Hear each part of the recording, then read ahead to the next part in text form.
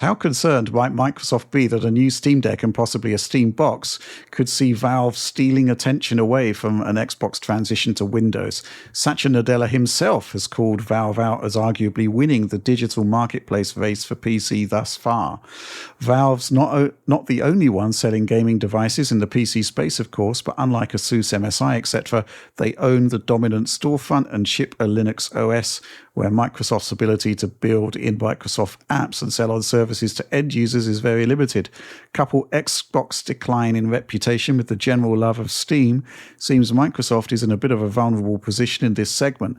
On the flip side, a successful MS transition of Xbox to Windows looks to be good business for Valve, who are still selling games through their platform. Well, this is the big thing about Microsoft's next generation strategy, which, as far as we can tell, is essentially to hybridize console and PC into one platform based on and that sends a shiver down my spine, Windows and possibly Windows 11. And I think at the moment we have the situation, I think last week it was revealed that 3% of PC users are using Linux for Steam gaming, which isn't, and Steam OS is a fraction of that even. So on the face of it, it doesn't particularly sound like it's anything for Microsoft to worry about, right? But at the same time, what can you say? Windows is not a great place to be gaming at the moment, and Valve are coming up with a lot of solutions, and in Steam Deck, actual hardware, which is solving a lot of problems that Microsoft hasn't solved and kind of needs to solve as it moves into this hybrid PC console era, whenever that may be. I think we're sort of facing an inflection point, so to speak, a crucial moment for Microsoft where they've actually got to deliver, and if they don't, then everything could change, and Valve could actually do extremely well there. Alex? Yeah, I think as soon as there is a better, stable, really good NVIDIA driver for Linux that sees development parity for features like, running like ray reconstruction DLLs and stuff like that that you see in the PC games, and there is an OS like the Steam OS available for such devices. That means, because right now it's like limited to a subset of hardware. It's AMD hardware primarily for the best of the best. And as soon as that broadens, and it will broaden, then I think there's actually a larger danger, because the amount of complaints you read from just recently, Hardware Unboxed, Steve from Gamers Nexus, we have been talking about it, just our experience with Windows becoming much more hostile in daily interactions, even though it's just supposed to be an enabling operating system. It doesn't seem to want to enable you anymore. It seems more like to want to sell things to you. And that is not a very great user-focused paradigm, I would say. And I think as soon as there's a broadening of the hardware and software that can run on Linux, and this will happen, it seriously will happen, then I personally would consider it 100%. And I think a lot of other more hardcore PC users would definitely consider it too. So I think that if are they cool with shedding market percentage over time? Maybe, but probably Satya isn't. Right. I mean, I was reading up on, because I said last week that I operate in a sort of situation of complete ignorance with the Linux gaming, specifically with NVIDIA hardware. And I've actually found out that there is a Bazzite NVIDIA build that does actually seem to support, the features that you'd want to see it support, like DLSS and ray reconstruction and stuff like that. Mm-hmm. So that's something there was a time, a very happy time at some point in the past where I could actually do videos and like do one a week. It just seems to have like completely vanished since post-independence. But, I'd love to build a small form factor PC with Bazzite NVIDIA to see just how good it could actually be as a sort of console. But more generally, there is this kind of situation with Microsoft and Valve where interesting things are set to play out in the next few years. I don't know what you think about that, John.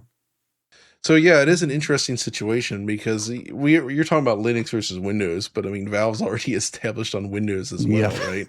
So it's like they're like halfway there, like they own the store that everybody wants. And then they're also trying to take people that are in the store and then move them even further away onto a different operating system. And anybody they can pull off is almost just gravy for them. Yeah. Right? It's not like they own Linux anyway, right? They're just you can't own Linux. Yeah. So to them it's just like the store is what's important to them, and but they also just trying to pull people away from the Windows platform, which is really interesting. I don't think they'll fully succeed at like just getting like everyone off of Windows. That's not realistic. No. But like Windows is just too ingrained in the computing world at this point. You know, there's this potential for things that they can do, because like if they start introducing additional things where like you're all tied into the Steam front end, you know, the Steam store, you know, people will just end up naturally using it. Like everybody with a Steam Deck's using Linux, and if they can continue that, you know, they're just getting more and more users off of Windows and just embracing Steam itself as the PC gaming platform. Right. For Microsoft to make money in their whole platform thing, they need people to adopt their services, not just Windows, right? Yeah. And I think a lot of people would rather use Steam on their handheld devices than getting into the Xbox app stuff currently. So their big challenge is, and they've never done this, by the way, in the PC space. They've never done this with the gaming side, where they create some sort of gaming adjacent service that runs in Windows that's so good that people actually want to use it. They've never pulled that off to date. Right? Yeah. It's so bad, and but that's it's true. That's what they need to do. They need to make a compelling OS experience. I think they should just look at Xbox itself, Right, and do that in Windows properly. And they haven't, and that's what we need to see. It's like if they can do that, then they'll get more people on their platform in that way. Yeah. But I was just suddenly reminded of the whole Steam Machines initiative from 2012, and I'm just going back to look at some of Gabe's comments from that time, and it's kind of quite interesting to see those comments in the light of how everything has developed in the last 13 years and how everything kind of changed for Linux when Steam Deck arrived. But yeah, these comments are absolutely fascinating. We want to make it as easy as possible for the 2,500 games on Steam, it's probably a lot more now, to run on Linux as well. It's a hedging strategy. I think Windows 8 is a catastrophe for everyone in the PC space. And, you know, well, you know, things didn't quite work out in that respect, but now they have actually got a platform where they could actually make that happen. I'm not sure Windows 11 as such is a catastrophe, but it's certainly not great. Yeah, is it, Alex? It's not better than Windows 8. It's not doing the app signing BS that they were trying to do back then. Yeah. So like that's cool, but still, like, just the. I posted about it again this week on social media. Goddamn effing Copilot installed itself on my PC, and I uninstalled it, and I restart the PC, and it's there again. I have no idea why, but this should never be escape it. It just does not want me to delete it. Well, I think actually, Alex, what's actually happening is that the machine learning intelligence decided it didn't want to be uninstalled. It is a learning computer. And I'm sorry, Alex. I don't really want to do that. Yeah. Well, there's going to be a point where Microsoft Windows no longer exists, and it's just Copilot. Yeah. You install the latest Copilot on your PC. Okay. Going back to those comments from Gabe from 2012, he's talking about the evolution of touch, because back in the day it was all about touch interfaces, wasn't it? Surface. Oh, and the second screen experience. Smart glass. Oh, smart glass. We think touch is short term. The mouse and keyboard was stable for 25 years, but I think touch will be stable for 10 years. Post-touch will be stable for a really, really long time, longer than 25 years. Post-touch, depending on how sci-fi you want to get, it's a couple of different technologies combined together. The two problems are input and output. I haven't had to do any presentations on this because I'm not a public company, so I don't have any pretty slides. There's some crazy speculative stuff. This is super nerdy, and you can tease us years from now, but as it turns out, your tongue is one of the best mechanical systems to your brain. Gabe!